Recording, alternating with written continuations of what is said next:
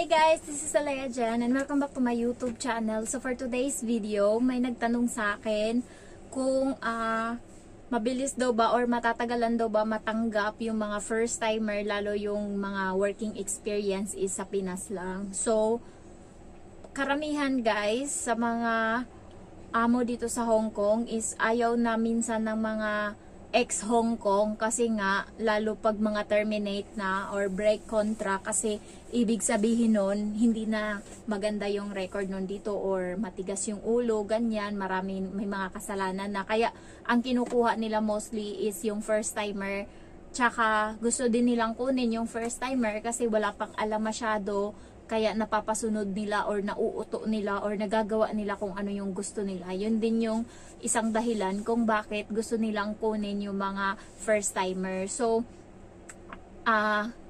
lahat naman ng mga first timer is yung ano nila, working experience nila is Pinas naman talaga. And marami nang natatanggap na first timer. Marami akong kaibigan, subscriber, and ako din. Puro kami mga first timer, pero tignan mo naman, natanggap kami and ano pa, mas nag-renew pa kami lahat. Walang naiwan. So, yung isa lang yung nag-break ng contract, yun lang. Pero, mostly is renew talaga lahat. Kasi yung sinasabi nyong isang contract lang, hindi pala mangyayari yun.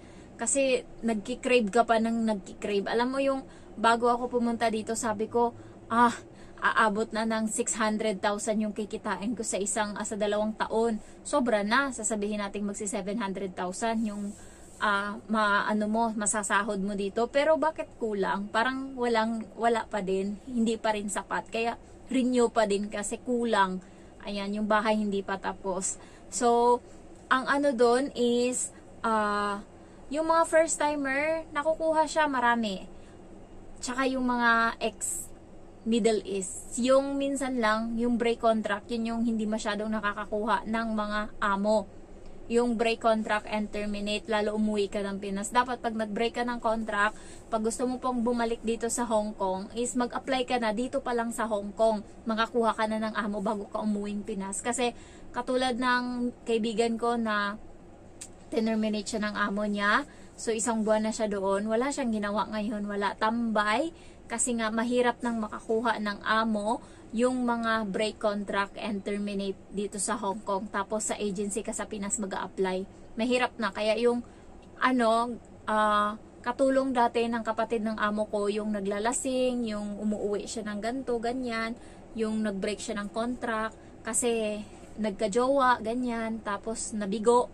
So, umuwi siya ng Pinas. Ngayon nag-apply siya papuntang Hong Kong. Di na siya natanggap. And parang blessings din sa kanya kasi nabuntis siya. And ngayon may anak na siya doon sa Pinas. So, yung yung isa ko ding kaibigan na sabay kaming nag-apply, sabay kami nagpunta dito. So, break siya ng contract. Pag uwi niya, ayun, nabuntis din siya. Kaya parang at least naranasan nila yung Hong Kong. Tsaka, ayun nga, nakakainggit. Kasi nga, matulog sila kung kailan nila gusto. Yun nga lang, walang pera sa Pinas. Mahirap. Pero kung sa sagana ka sa pahinga, hindi katulad dito sa Hong Kong, kailangan mo mag-alarm. Ang parati kong nilolook forward is kailan ako gigising ng gusto ko. Kailan ako gigising ng hindi ko kailangan mag-alarm.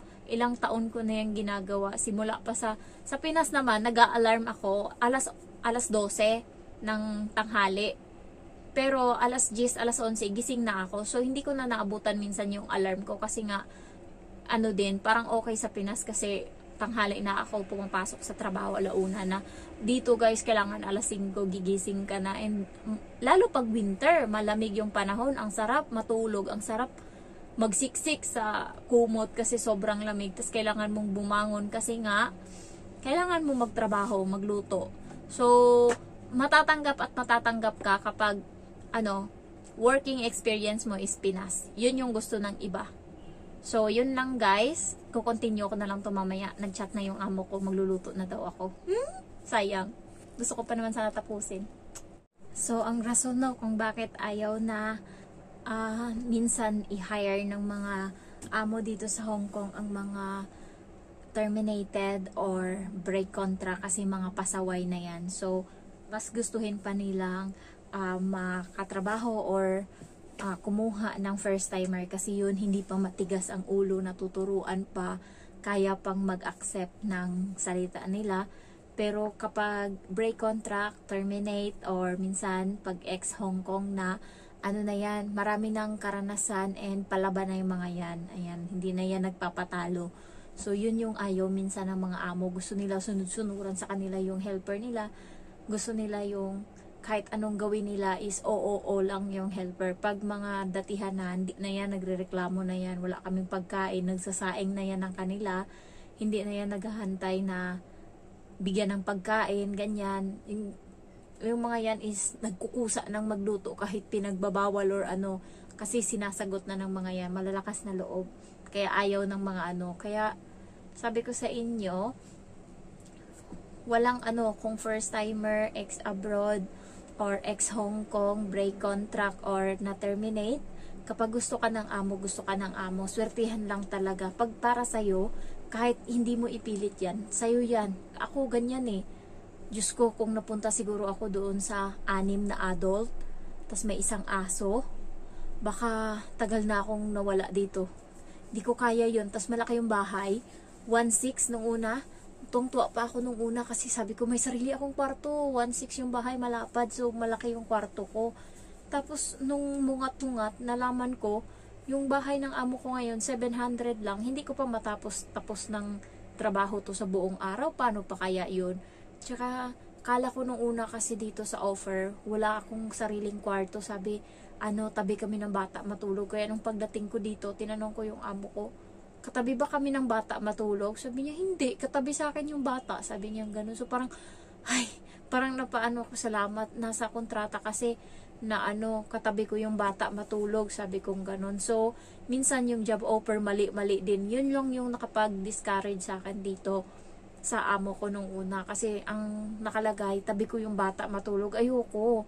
Kasi nga, alam ko, hindi mo maano yan, may CCTV yan eh. Tsaka, hindi ka makapaggusto ba kung gusto mo na matulog sa gabi kapag day off mo, kung gusto mo maghilata dyan, makipag-usap kung kanino sa gabi, hindi mo magagawa. Katulad ngayon, hindi ko siguro to nagagawang mag-vlog-vlog kung katabi ko yung bata and may CCTV yan. Kaya, thankful ako kasi kahit papano, kahit maliit lang tong kwarto ko, kahit yung aircon dyan sa taas ng kwarto ko tumutulo-tulo, nilalagyan ko na lang ng tissue para hindi ma-shoot doon sa higaan ko yung tulo niya. At least kahit papaano may sarili akong kwarto. So, pag para sa'yo, hindi mo na ipipilit, para sa'yo yan. Kaya yung mga nag-a-apply dyan, tapos hindi matanggap-tanggap, antay lang kayo, basta pray lang kayo always, may ibibigay si God para sa inyo. Ang sabi nga nila, kapag mabilis kang ma-hire, parang ang niyan is, salbahe yung amo, parang ganon, yung parang hindi maganda yung amo. Pero pag matagal ka na hire, parang worth it yung antay mo ba, bibigyan ka ng matinong amo. Pero ako, hindi naman ako matagal nag-antay. In-interview ako dito ng agency sa Hong Kong, dito sa agency ko is March 16. Tapos March 29, 28, nagkaroon na ako ng interview. So, chill-chill lang ako. Tapos, ayun na. Basta nagpipray lang ako always. And habang nag-aantay ako, inaasikaso ko na yung mga requirements ko, inunti-unti ko na sila, yung mga NBI ko, natapos ko na lahat. So, habang wala pa akong amo, nakukumpleto ko na kasi ayokong biglain nagtatrabaho kasi ako nun. Kaya kayo, huwag kayong ma-depress dyan kung hindi pa kayo nakakakuha ng amo kasi may para sa inyo. Antay nyo lang. Ako din dati na-depress ako nung meron ng gusto na amo sa akin, tapos gusto na din ako ng agency, pero bata pa ako noong 19. Tapos biglang nung nag-medical ako is may bukol ako. So na-depress talaga ako, na-stress ako. Buti na lang kamo. Siguro will din ni God kasi biglang nag-pandemic nung time na yun.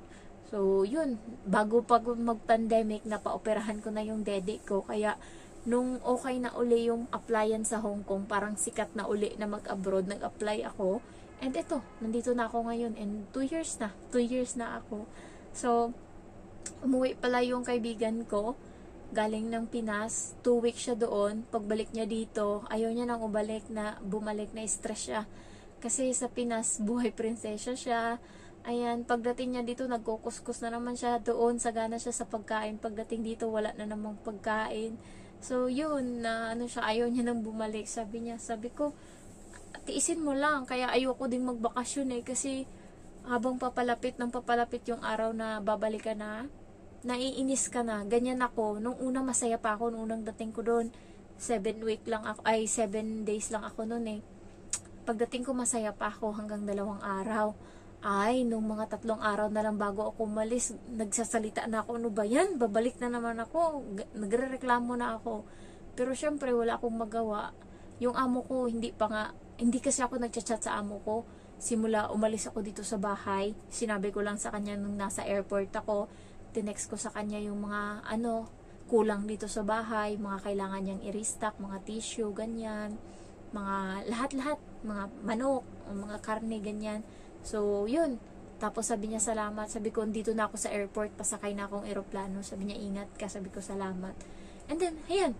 Hanggang sa umabot na ng 7 days, hindi na ako nag-text sa kanya. Wala akong update, wala ang lahat. Siya yung unang nag-message sa akin. Na ako noon, nasa train na ako, pabunta na ng airport. Kasi, uuwi na ako dito sa Hong Kong.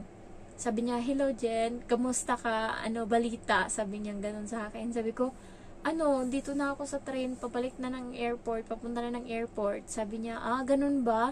Parang nagulat siya kasi parang niisip niya hindi ako babalik kasi hindi ako nag-update, wala talaga. As in, tapos yun, sabi ko, oo. Sabi niya, may hotel akong hinanda sa iyo, punta ka doon, ganyan ganyan. So, yung talaga, yung amo ba, pagka gusto ka, hanapin ka talaga. Kaya ako sa inyo guys, duraan niyo yung pagkain, Charis. Wag, hindi ko dinuduraan yung pagkain nila. Yung bata lang yung ginagawan ko niyan. So, ang inaano ko lang, pag para sa inyo, wag niyong dibdibin, wag kayong may stress, wag kayong kalma lang. Huwag kayong nagmamadali kasi pagdating dito, baka gusto niyo na talagang umuwi ng Pilipinas pabalik. Ayaw niyo na dito. Ganon kalala dito. So, sa una lang masaya ha. Una, nung bago ako, yabang-yabang pa ako sa kapatid ko. Huy, yayamanin yung amo ko. Ganyan, marami kaming pagkain. Ganyan, di ako nagugutom. Ay, punyeta, dumaan ng 1 linggo. Wala na akong makain. Parang gusto ko nang mahimatay sa gutom. So, yun, wag kayong nagmamadali. Mag-enjoy kayo dyan sa Pinas. Anuhin nyo muna yung buhay na hindi pa kayo katulog dito. Kasi pagdating dito, yun na magagawa. Mag-picture kayo, mag-video kayo, ganyan. Para meron kayong remembrance pag na-homesick kayo, pwede nyo panoorin. Ganyan ako napanood ko yung mga video namin. Yung mama ko na pinrank ko. Yung scholarship prank. Sabi ko sa kanya na yung mama ko is nagpupok-pok dati, ganyan. Nagbebenta ng droga, na-stress yung mama ko sa akin. Tapos galit na galit siya. Ayan, so tawang-tawa ako noon. Yung mga ganun lang ba, yun yung pinapanood ko dati nung bago ako dito para ma-motivate ako. So thank you guys for watching and I love you all. Bye-bye.